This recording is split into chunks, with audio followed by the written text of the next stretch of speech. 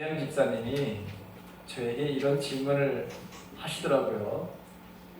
목사님, 고의가 아닌 실수로 사람을 죽인 경우에 이것도 죄가 되나요? 여러분, 죄가 되죠. 왜냐하면 과실치사라는 것이 있잖아요. 고의로 사람을 죽여도 세상 법정에 의해서 형벌을 받게 되어 있습니다. 구약 시대를 여러분 어땠을까요? 구약 시대도 마찬가지로 사람이 실수로 사람을 죽이게 되면 하나님께서 피하는 길을 열어주셨는데 그게 도피성이라고 하는 것입니다. 요단강을 중심으로 해서 동쪽에 3개가 있고 서쪽에 3개가 있었습니다. 그러니까 실수로 사람을 죽이고 이 도피성을 향해서 여러분 출발을 해서 그 도피성 안에 여러분 들어가게 되면 보호를 여러분 받았지만, 그런데 이 도피성에서 그 당시에 대제사장이 죽을 때까지, 하나님의 부르심을 받을 때까지 그 사람은 그 도피성에서 나올 수 있었을까요? 없었을까요? 없었습니다. 그러니까 대제사장이 여러분 오래 살아있으면 100세, 120세를 살았으면 그 사람은 집으로 돌아올 수가 없었던 것이죠. 분명히 고의로 죽이지는 않았지만 그러나 신체적인 자유가 사실은 없었던 것을 여러분 보게 됩니다. 집사님이 왜 이런 질문을 바로 했을까요? 자기는 일주일 동안에 하루에 1시간 내지 많이 잡았자 2시간 정도밖에 잠을 자지 않고서 일을 바로 했었던 거였어요. 주일날 오후에 우리가 간증을 들어봤어요. 그렇죠? 이 집사님, 정 집사님의 그 간증을 들으면서 얼마나 여러분 아찔했는지, 정말 하나님의 은혜가 아니었으면 우리 집사님 오늘 아마 저거 사진 못 찍고 있을 거예요. 예. 오늘 처음으로 유튜브에 제 설교를 올리려고 지금 열심히 지금 저기서 찍고 있어요. 자, 집사님이 육체적으로, 정신적으로, 영적으로, 신체적으로 이렇게 너무나도 여러분 힘들었던 거예요. 계속해서 이 화물주가 화물을 바로 여러분 과다하게 요구를 했어요. 그래서 이 집사님은 이걸 거부를 하지 못하고 짐을 바로 여러분 싣다 보니까 이런 현상들이 바로 여러분 일어났던 것이죠. 그래서 내가 자동차를 여러분 몰고 가다가 너무 피곤해서 눈을 여러분 감는 그 순간이 오지는 않을까. 그래서 실수로 사람을 치게 되면 여러분 큰 바로 여러분 대형 사고가 일어날까 하니까 이 30m이 나가는 이 대형 트레일러를 여러분 몰고 다니니, 그러니까 여러분 거기에 대해서 두려움이 바로 여러분 있었던 거예요. 그런 바로 불안감이 있다 보니까 이런 바로 질문을 바로 하게 되었던 것 같습니다. 자, 그래서 이것에 대해서 설명을 해드렸어요. 이 짐지는 것이 아무거나 짐을 져서는 안 됩니다. 우리 인생에 있어서는 아무 짐을 져서는 안 된다고 하는 것을 설명을 드렸어요. 그리고 그날 저녁에 제가 잠을 잤는데 저에게 하나님께서 어떤 것을 주셨냐면 꿈을 통해서 이 설교를 반드시 이번 주에 하라고 여러분 저에게 사인을 주셨어요. 그 사인이 뭐였냐면, 제가 어느 시골에서 있게 됐는데 아이들이 말이죠, 책가방을 메고, 그 어린아이들인데 초등학생들인데 소나무, 어마어마하게 큰 소나무를 이 아이들이 이걸 캐가지고 학교로다가 이 소나무를 바로 여러분 가지고 가는 거예요. 그런데 책가방을 여러분 뒤에 메고 아이들이 한 손에다가 소나무를 여러분 이렇게 잡고, 어마어마하게 큰 여러분 소나무인데, 그런데 가볍게 그 소나무를 들고서 룰루랄라 하면서 학교를 가는 거야. 표정이 얼마나 밝고 아름다운지, 하나도 힘이 들지 않냐고 여러분 그 어마어마한 소나무를 몇 명의 바로 그 학생들이 그걸 잡고서 여러분 학교를 가가지고 좋은 데 가서 심어놔야 된다는 거예요. 자, 두 번째는 저에게 지게에다가 시골에서 여러분들 저는 시골 사람이라서 옛날에 모든 운반의 말로 수단은 지게였어요. 강원도 또 산골에는 경운기를 다니는 길이 없었어요. 우리 동네는 여러분 산골짜기 중에 산골짜기였기 때문에 초등학교 제 6학년 때 여러분 전기가 들어왔으니, 네? 전기가 그때 들어왔어요. 초등학교 6학년 때. 길이 얼마나 여러분 작았는지 동네에 경운기 다니는 길도 사실은 말이죠. 그게 뒤집어가지고 잘 다니지도 못했던 거예요. 그 당시. 근데 시골에서 다 짐을 나르는 건 너무 지게잖아요. 지게. 근데 그 지게에 나무를 여러 번 하다 보면은 세 개 정도다가 이렇게 묶어가지고 그다음에 지게에다 여러분 지거든요. 그러니까 그 통나무를 말아 여러분 진 게 아니라 통나무가 아닌 일반 말아 여러분 그 뗄 나무를 말아 여러분 지게에다가 줬는데 갑자기 이 나무가 통나무로 변하는 거예요. 그러니까 그 지려고 여러분 순간에 일어나는데 이 통나무 이런 통나무가 여러분 그 변하니까 이 사람이 여러분 지다가 폭삭 버려 여러분 주저앉는 거야. 안 죽은 게 다행이지. 깔려서 안 죽은 게 다행이에요. 툭툭툭툭 털고 일어나는 거예요. 그러면서 제가 옆에 있다가 하는 소리가 아이 그걸 그렇게 하면 되냐고. 하나씩 움직이죠. 하나씩 옮기면 되지. 그걸 왜 한꺼번에 다 지금 일어나가지고 그래 죽다가 살아나는 그런 경험을 하냐고. 이런 말은 꿈이에요. 그러면서 제가 학교를 가야 되는데 학교를 가다가 저만 혼자 여러분 뭐예요? 집으로 다 돌아오는 거야. 그리고 집으로 돌아오면서 저희는 학력고사 시대거든요. 수능 시대가 아니에요. 그래도 저게 나이가 꽤 돼요. 빨리 집에 들어와가지고 학력고사를 내가 봐야 되는 거예요. 학력고사 준비를 해야 된다고 하는 생각으로 여러분 돌아오는 거예요. 근데 내 마음속에는 학교를 가야 되는데 지금 다른 애들은 다 학교를 가는데 나만 바로 여러분 집으로 다 돌아와가지고 걱정을 하면서 학력고사 준비를 해야 된다고 여러분 집으로 돌아오는 이 세 가지가 여러분 저에게 보여준 거예요. 자, 이건 여러분 뭘 말하느냐? 제가 이 꿈을 꾸고 있어 이제 성령 하나님께 물어봤어요. 이 의미가 뭔가요? 여러분 초등학교 아이들이 가방을 메고 신나게 자기네 학교에다가 어마어마하게 큰 여러분 소나무를 말이죠. 여기 우리 화성 아파트 여러분 건너시고 보게 되면 저 소나무 있잖아요, 그렇죠? 저거보다도 훨씬 큰 소나무야.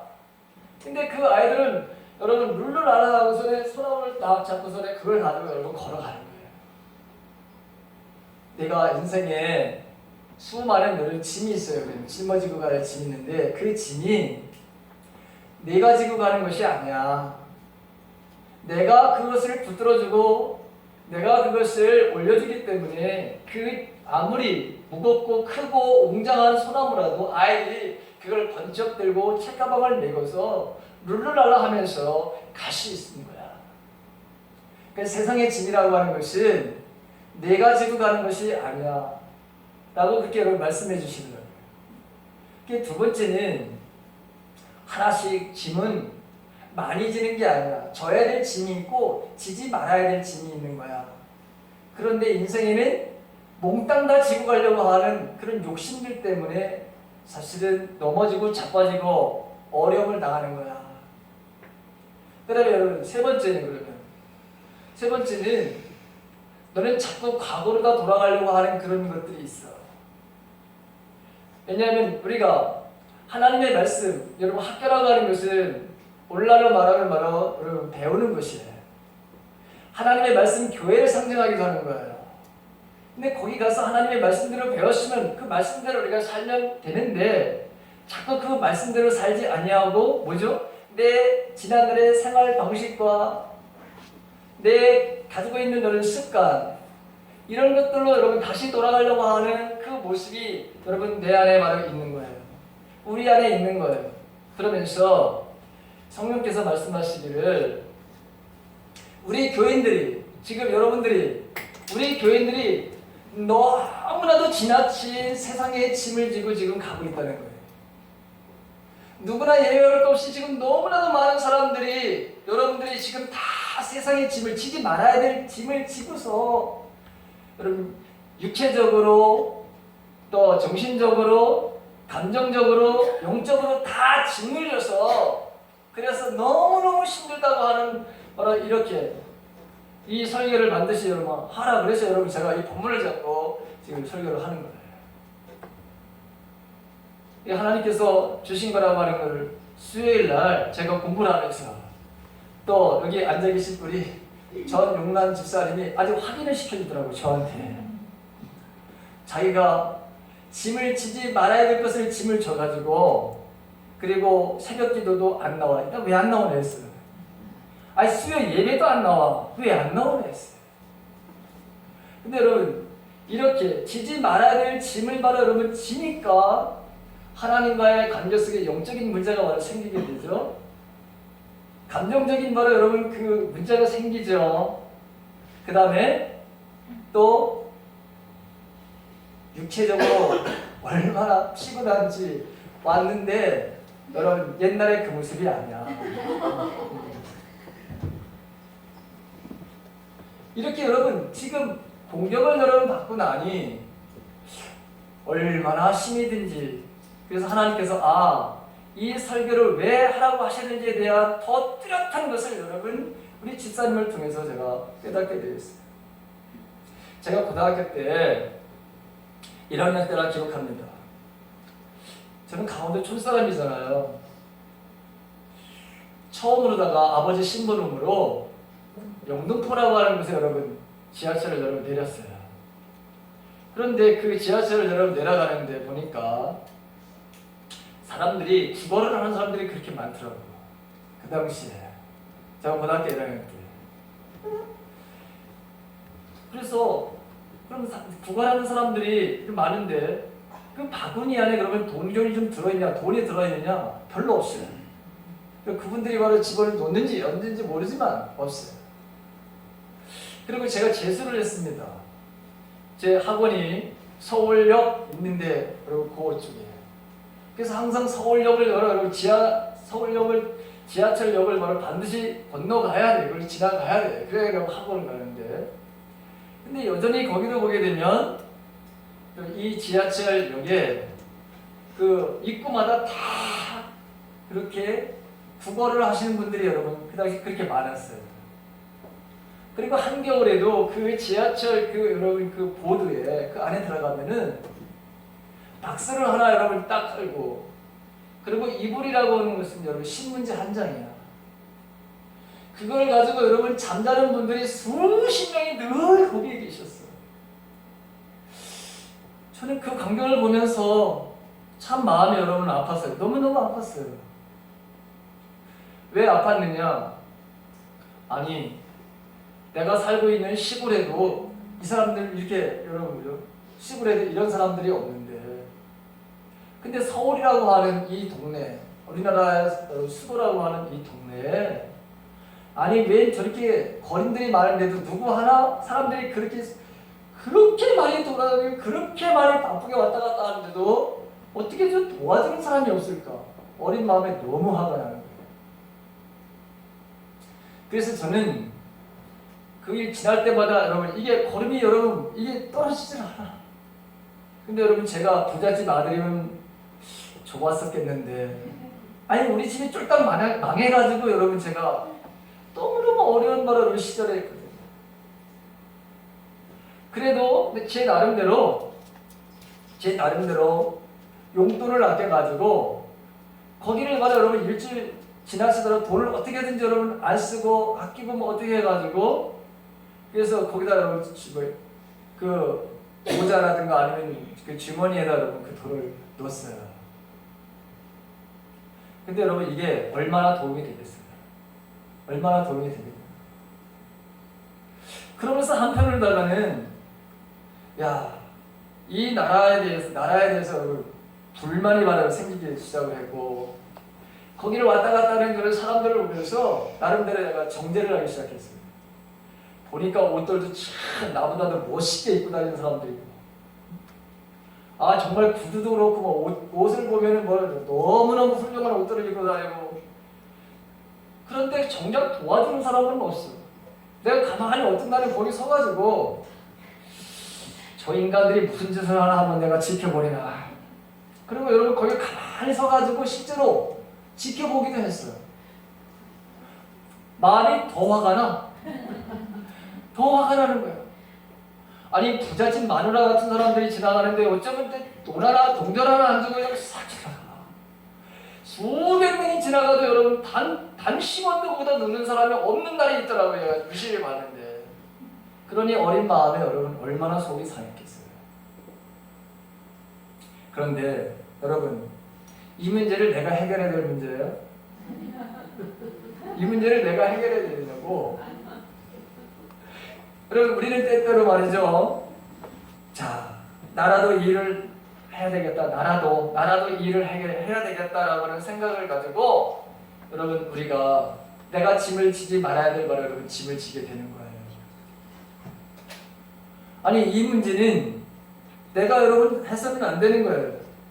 그런데 우리는 때때로 세상에 말하 여러분 구세주가 되고 싶은 생각이 듭니다. 근데 구세주는 예수님이 하셔야 될 일이지. 그렇죠? 그런데 때때로는 바로 여러분 우리가 그런 일들을 바로 여러분 질 때가 얼마나 많은지 몰라요. 내가 지지 말아야 되는데도 여러분 그걸 마치 내가 져야 되는 것 같이 그렇게 생각을 하고 그걸 바로 여러분 떠안는 이런 일들로 인해서 나에게 영적인, 감정적인, 그 다음에 정신적인, 신체적인 굉장히 어려운 바람을 겪으면서 살아가는 일이 얼마나 많은지 몰라요. 지난 12월에 작년 12월에 말이죠. 제 동창이 저에게 하나 동영상을 하나 보내준 적이 있어요. 이게 뭐냐면 노사연의 바램이라고 하는 노래 이 영상을 보내줬어요. 초등학교 그 밴드에다가 이거를 올려가지고 한번 들어보라고. 여러분 이 노사연의 바람이라고 하는 노래 아시나요? 아세요? 아, 그럼 나보다도 훨씬 잘하시는구나. 거기 가사가 이런 거예요. 내 손에 잡은 것이 많아서 손이 아픕니다. 등에 짊어진 삶의 무게가 온몸을 아프게 하고 매일 해결해야 할 일 때문에 내 시간도 없이 살다가 평생 바쁘게 걸어왔으니 다리가 아픕니다.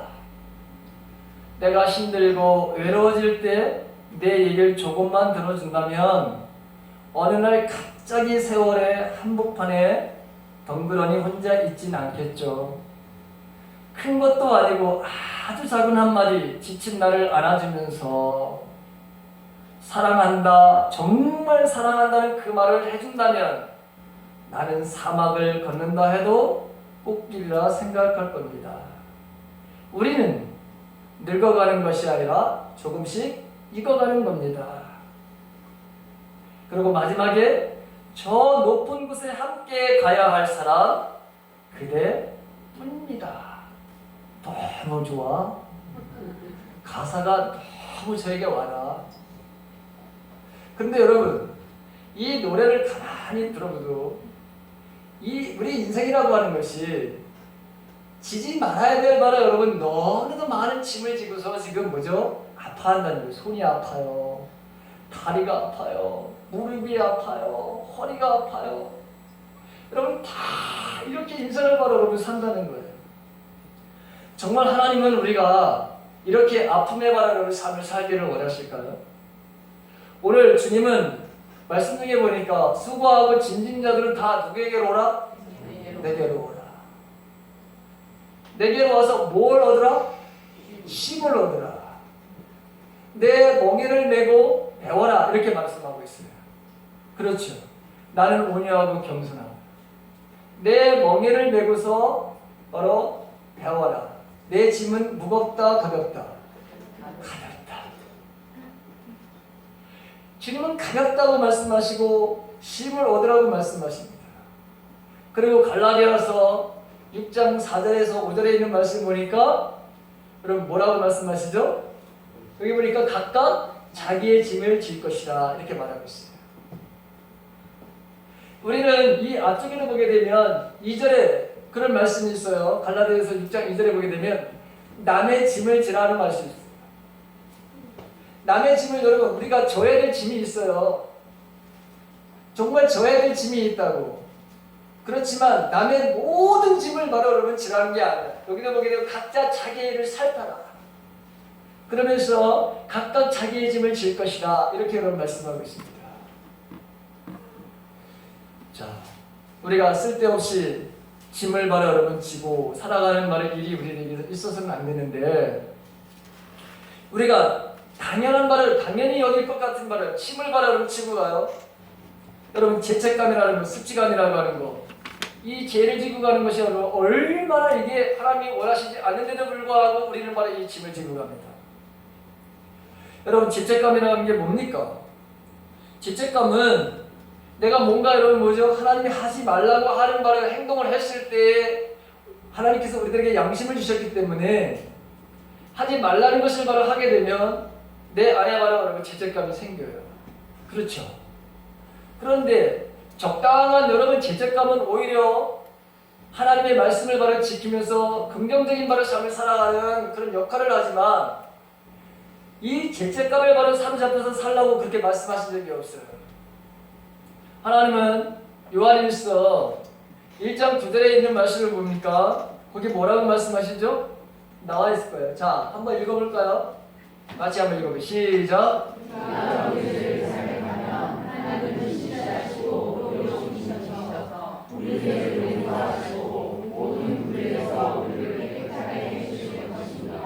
아멘. 우리의 죄를 자백하면 우리가 하지 말라는 것을 여러분 했어요. 그러면 우리에게 죄책감이 생기게 돼 있다고요. 그런데 주님은 뭐라고 말씀하시냐면 우리가 우리 죄를 자백하면 하나님은 그 모든 죄에서 우리를 바로 용서하신다 이렇게 말씀하고 있잖아요. 근데 이 죄책감을 여러분 가지고 살아가는 저서는 안 될 짐 중에 바로 여러분 이 죄책감이라고 하는 거예요. 그 다음에 수치심. 이거는 수치심이라고 하는 것은 여러분 행동에서 한 겹이 아니에요. 사실은 우리가 바로 여러분 뭐죠? 그렇게 생각하는 거예요. 내가 그렇게 여러분 지금 여기는 거예요. 예를 들어서 여러분 나는 참 나쁜 사람이야. 나는 정말 무가치한 바로 존재야. 이렇게 바로 여러분 생각하는 거예요. 근데 하나님은 우리를 야 나는 너를 그렇게 만들지 않았어. 에베소서 2장 10절에 있는 말씀을 보면은 하나님께서 우리를 바로 여러분 걸작품으로 만드셨다 그랬어요. 최고의 바로 여러분 작품으로 우리를 만드셨다 그랬거든요. 하나님의 형상으로 바로 여러분 우리를 만드셨다 그랬어요. 그런데 우리 자신은 자꾸 뭐라고 생각을 하냐면 나는 참 나쁜 인간이야. 나는 아무짝에도 쓸데없어. 이렇게 바로 생각하는 사람들이 의외로 여러분 많아요. 여러분 이것도 우리가 짊어지고 가서는 안 될 것들이에요. 이런 짊어지고 가는 사람들이 얼마나 많은지 몰라요. 사실 여러분들이나 저나 정말 하나님 보시기에 그렇게 아름다운 인생을 살지는 못하는 건 사실이에요. 그렇죠? 생각하는 것이 다 악한 것만 여러분 생각하잖아.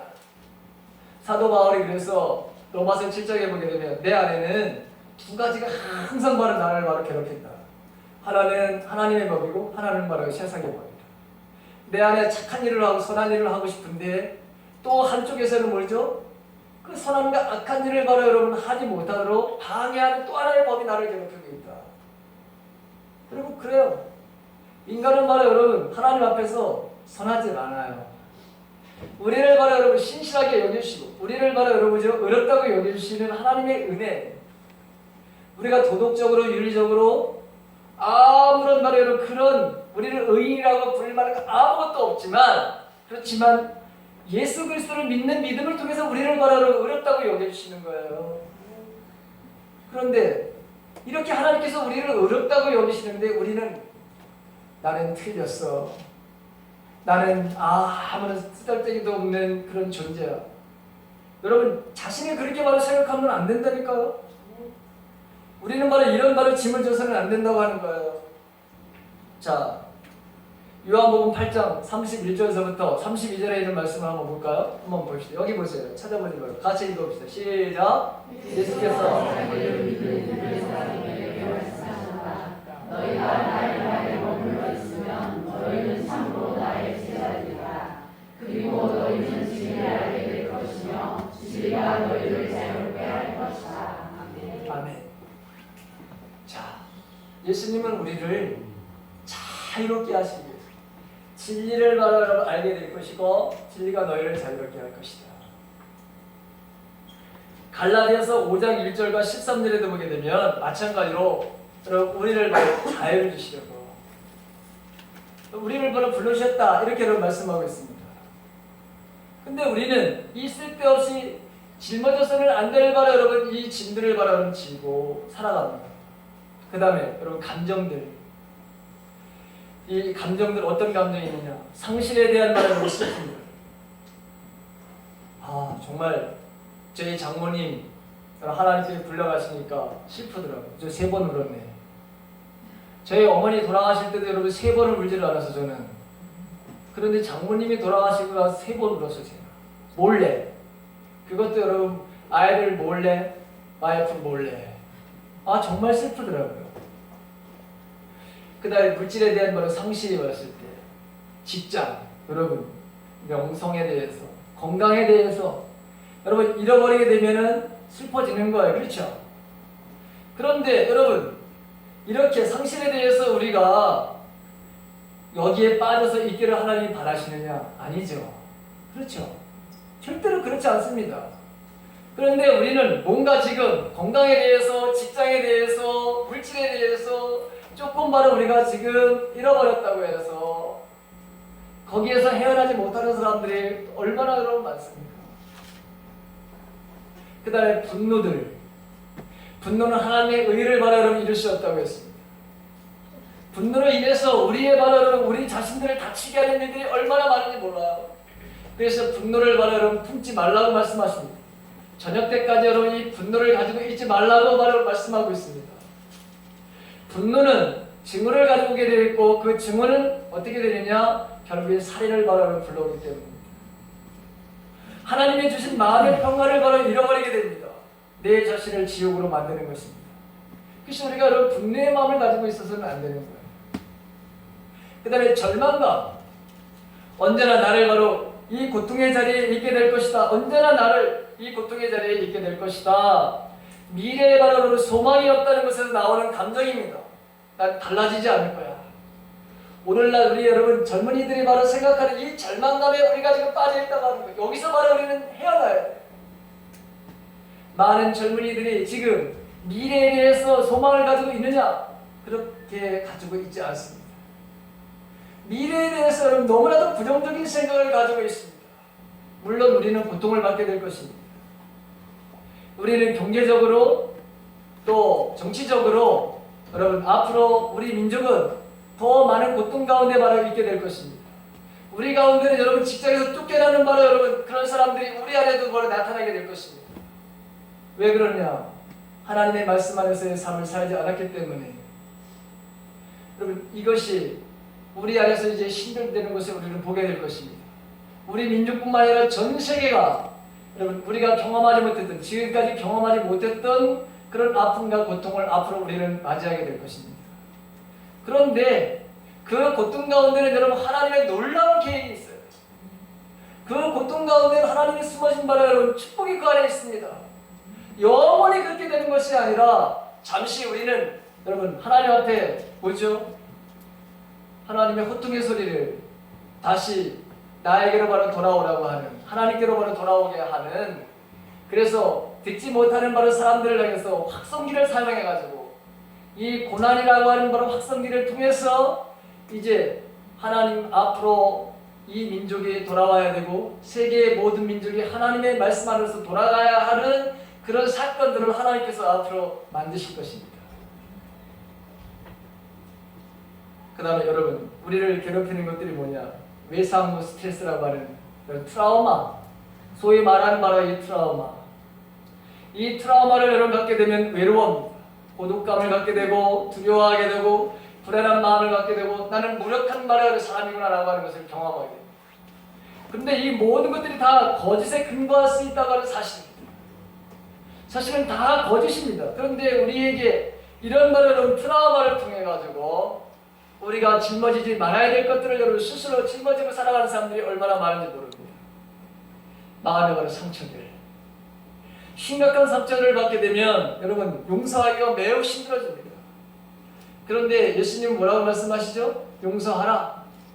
70번씩 7번이라도 용서하라. 반대로 7번씩 70번이라도 항상 뭐하라? 용서하라. 이렇게 여러분 말씀하고 있잖아요. 주님의 삶을 보게 되면 주님은 처음서부터 여러분 공생애를 시작할 때부터도 기도로 시작하셨고, 그렇죠? 40일 금식 기도를 하셨고, 그리고 인생을 여러분 마감하는 바로 그 순간에도 십자가 위에서도 여러분 뭐죠? 기도로 인생을 여러분 마감하시면서 저들의 죄를 용서해 달라고 여러분 그렇게 말씀하시는 것을 보게 됩니다. 그리고 제자들을 향해서도 너희들은 예루살렘을 떠나지 말아라. 성령이 임할 때까지 너희는 거기서 머물러 있어라. 이렇게는 말씀하십니다. 그래서 제자들이 뭐 했습니까? 기도를 했습니다.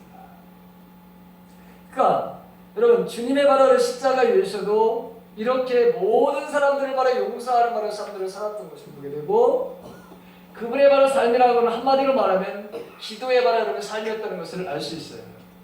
그래서 예수님이 내 집은 만민이 뭐하는 집이다? 기도하는 집이다. 이렇게 여러분 표현하시고 실제로 그렇게 여러분 사셨어요. 신앙은 한마디로 여러분 기도하는 삶입니다. 기도하는 삶. 기도하는 삶입니다. 기도가 어떻게 보면 전부라고 할 수 있는 거예요. 왜? 하나님의 뜻을 알 수 있죠. 하나님이 여러분 오늘도 내가 이 짐을 져야 됩니까? 지지 말아야 됩니까? 그러면 너는 이 짐을 져서는 안 돼. 내가 너에게 이 짐을 져서는 안 된다고 말씀하는데, 그런데 너는 왜 계속해서 그 짐을 지금 지고 있는 거야? 여러분 기도하게 되면은 짐을 내려야, 언제 내려놔야 될지, 어떤 짐을 져야 될지, 그 모든 것들을 바로 여러분 알 수 있는 것이 바로 이 기도라고 하는 것이죠.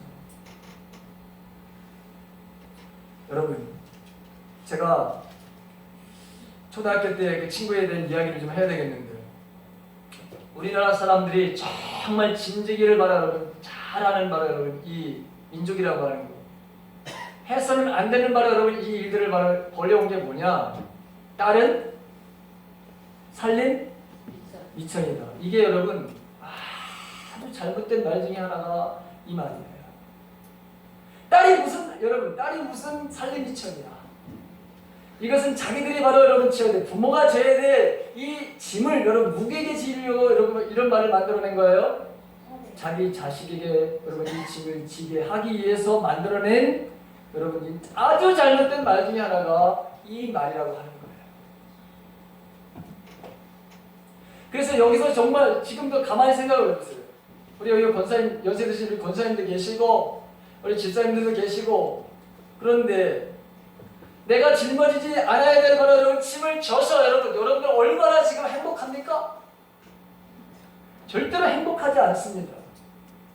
내가 짐을 지지는 말아야 되는데, 그런데 여러분 짐을 지고 지금까지 와서 다리도 아파요. 목도 아프고 손도 아프고 다 아파. 매일매일 바로 여러분 뭐죠? 이 노사연의 바람에 나온 것이 바로 매일매일 해결해야 할 일 때문에 내 시간이 없어 살다가 평생 바쁘게 걸어왔으니 여러분 다리가 아픈 거예요. 하나님은 그렇게 살라고 하지 않았는데, 너 다리 아프게 인생 살다가 와라 이렇게 말씀하신 적도 없고, 너 목 디스크에 걸려가지고 와라 이런 말씀도 하신 적도 없고, 여러분 건강하게 소풍과 같이 인생을 살다가 내가 부를 때 하나님 나 여기 소풍 잘 보내고 왔습니다 이렇게 하라고 와서 오라고 그렇게 하셨는데, 이 땅에서 우리에게 자유를 주시고 평화를 주시고 기쁨을 주시고 내일의 소망과 사랑의 마음을 가지고 다른 사람을 사랑하고 용서하고 여러분 행복한 삶을 말아 살라고 하나님께서 우리를 세상에 내버리셨는데, 우리가 지지 말아야 될 바로 여러분 짐들을 지고서 힘들어 죽겠습니다. 주님. 아니 내가 너보고 그 짐 지라고 했어? 너 정말 그거 네가 네가 그거 원해서 진 것이고 네가 그거 바래서 네가 지금까지 왔으면서 그러면서 또 그래요. 주님 보고 주님 내 짐이 너무 무거우니까 이 짐을 좀 가볍게 해줄 수 없습니까? 그러면 주님께서 그래 이제 그 짐 너 하지 말고 내려놔. 네가 그 짐 지고 가는 것이 내가 원하지 않아. 그래도 여러분 뭐죠? 아닌 거예요. 내가 지고 가야 될 거라고 생각해서 여러분 그 짐을 내려놓질 않아요. 그러면서 하나님 앞에 가서 맨날 여러분 뭐죠? 울고불고 아유 하나님 언제 이 짐이 바로 없어지나요? 이 짐이 왜 이렇게 안 사라지나요? 왜 내 인생에는 왜 쓰레기랑 같은 바로 이런 일들이 생기나요? 더 많이 생기네요 주님. 더 많이 내게 짐을 져야 되네요 주님. 아니 주님이 쓰레기 같은 인생을 살라고 하지 않았는데 근데 우리는 쓰레기 같은 바로 인생을 살 때가 얼마나 많은지 모릅니다. 제 우리 초등학교 때요. 제가 시골에 살았잖아요. 우리 친구 중에서 집안이 정말 가난하고 어려운 가정들이 굉장히 많았어요. 어떤 그 여자친구는 15살에 집을 여러분 나와야 되는 바로 상황이 생겼어요. 어머니가 자기 동생을 낳고 암으로 돌아가셨어요. 얘는 초등학교 6학년 때 학교를 나오는 날보다 학교를 안 나오는 날이 더 많았어요. 동생들이 밑으로다가 쫙 5명인가 있었어요. 그 동생 뒷바라지를 해주고 아버지 그 농사 도와주고 여러분 밥 갖다가 여러분 날라줘야잖아요. 아침 점심 저녁 여러분 일꾼 얻어서 일하면 여러분 누가 해줄 거예요? 그러니까 제 친구 여자애가 5학년 때인 걸 알고 있는데 5학년 때 어머니가 돌아가신 걸로 알고 있는데 여러분 6학년 되니까 저는 뭐를 잘 모르는 5학년 때만 하더라도 여러분 학교에 나오는 날에 농사철에는 여러분 못 봐. 이해를 못 봐. 그러다가 이제 얘네들이 초등학교를 졸업하게 동생들이 어느 정도 학교를 다니고 그러다 보니까 이제는 학비 때문에 집에서 있을 수가 없어. 그래서 서울에 바로 여러분 취직하러 올라온 거예요. 얼마나 외로워. 여러분 15살 얼마나 외로워. 그래서 여러분 같은 직장에서 또 그 당시에는 여러분 70년대 제가 79년도에 여러분 그래도 졸업을 했어요. 초등학교 졸업을 79년도에 했는데 졸업하자마자 얘네들도 여러분 13살, 14살짜리 1, 2년 더 있다가 아이들 학비, 동생들 학비 때문에 여러분 공장에 취직을 해가지고 올라왔어요. 거기서 바로 여러분 뭐냐면 남편들을 거기서 만났어요. 그래서 16살에 여러분 아이를 낳았어요. 16살에 아이를 낳았어요. 그래서 지금 37살이야. 네, 아들, 딸들이 37살 돼요, 여러분. 우리 집사람 여기 35살짜리 있잖아. 네?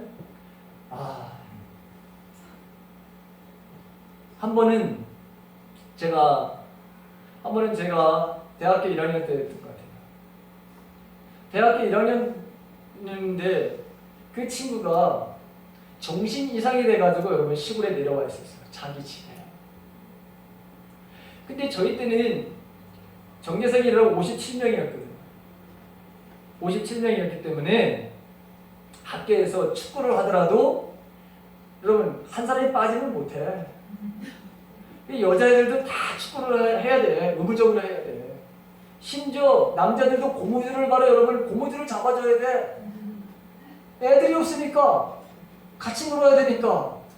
여러분 그래서 여러분 고무줄도 잡아줬다니까 저도. 이렇게 여러분 친근하게 이렇게 잘 지냈던 친구였는데 그 광경을 여러분 제가 방학을 해가지고 집에 내려갔는데 애가 정신 이상이 돼가지고 여러분 집에 와가지고 거리를 바로 여러분 다니는데 그 모습을 보면서 얼마나 마음이 아픈지 뭐라고 여러분 말을 해줄지 모르겠어. 아니 지금 정신 이상이 돼가 정신불량증으로다가 여러분 시골에 들어와가지고 있는데 그 어느 날 바깥에서 있는데 막 혼자서 중얼중얼 왔다 갔다 나는 걔를 여러분 만나고 싶어하는 마음은 간절한데 가서 뭔 얘기를 해주겠어 제가. 그러니까 세상에 여러분 짐이 너무너무 무거웠었어요. 그 친구는 여러분 아이가 셋이야. 벌써 그 나이에 애를 셋을 낳고 여러분 뭐야 대학교 여러분 1학년 때 여러분 벌써 이미 애를 셋이나 낳았어. 그러니 그 인생의 짐이 얼마나 무거웠을까.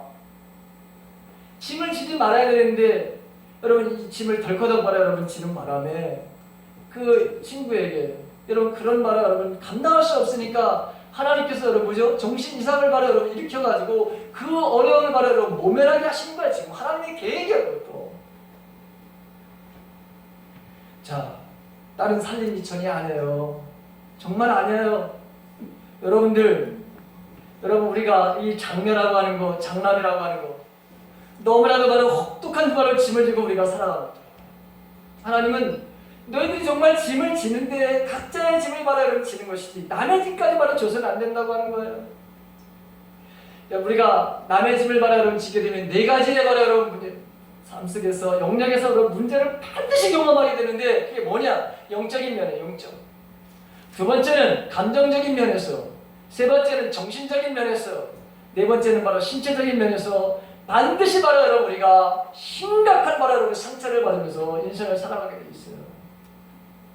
영적인 면에서는 어떠냐? 여러분 짐이 너무 무거우면은 우리가 주님과 바로 여러분 뭐죠? 친밀해질 수가 없어요. 친숙할 수가 없어요. 하나님과 대화가 여러분 불가능해요.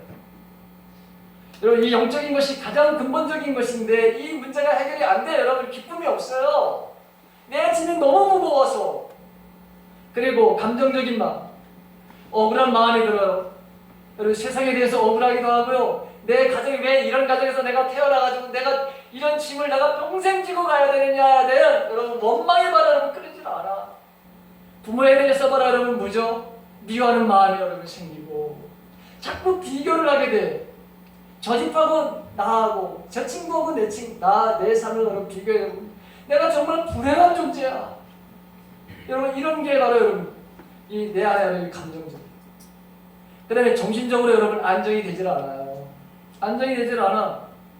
잠이 안 와요. 불면증이 바로 여러분 생기고 먹는 것도 바로 여러분 잘 먹지를 못해. 그러니 바로 여러분 먹는 게 소화가 안 되니까 양을 줄일 수밖에. 그렇게 바로 여러분 되는 거예요. 그리고 성격이 여러분 예민해져. 누군가가 여러분 조금만 건드리게 되면 폭발을 해 그냥. 이게 바로 여러분 정신적인 면에서 이런 바로 영향을 받게 돼 있어요. 신체는 말할 것도 없죠. 가장 나에게 가장 약한 부분에 대해서 여러분 뭐죠? 내 신체에 문제가 생기게 돼 있어요.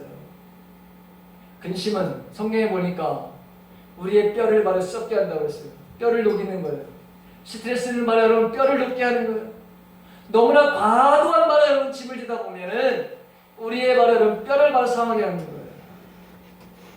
여러분 세상에 예수님께서 야 너희들 먹고 마시고 있는 문제 이거 염려하라고 했습니까? 하지 말라고 했습니까? 하지 말라고 하셨어요. 하지 말라고 하셨어요. 그런데 우리는 여러분 염려해요. 그날의 조카도 그랬어요. 그렇죠. 염려 너희들 하루는 할 수 있어. 하루 정도는 너희들이 염려할 수 있어. 그러나 그 염려가 너희들을 사로잡아서는 안 돼. 그 염려가 내 인생을 끌고 가서는 안 돼. 그래서 여러분 뭐죠? 근심하지 말고 두려워하지 말라고 여러분 말씀하고 있습니다. 베드로전서 5장 여러분 5장 7절과 8절에 있는 말씀. 자, 다 같이 시작. 여러분의 요청을 모두 하나님께 맡기십시오. 하나님께서는 여러분을 보고 계시리라. 정신을 차리고 깨어 있으십시오. 여러분의 원수 하나가 모든 사자같이 함께 찾아서 부탁드립니다. 아멘. 자 보십시오. 걱정을 모두 하나님께 맡겨라.